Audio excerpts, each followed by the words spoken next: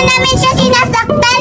Pinahiram to sa amin. Anong pinahiram? Sabi niya, ninakaw nyo. Hindi naman to sa inyo. Magnanakaw talaga mga pulubi kayo. Ang babaho nyo pa, maligo kayo. Hindi kami masama. Hindi kami magnanakaw. Eh, bakit ano?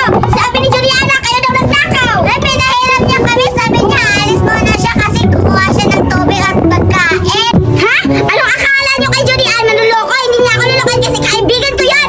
At saka, kayo yung manuloko kasi mga pulubi kayo. Ang babaho nyo. Kaya ninakaw yung laruan ko.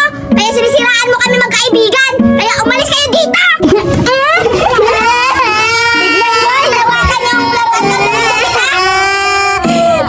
Nangihilang kami ng bata ng pagkain. Wala kami ginawa ng masama. Magnanakaw kayo ha? Yan sa inyo, bagay yan sa inyo.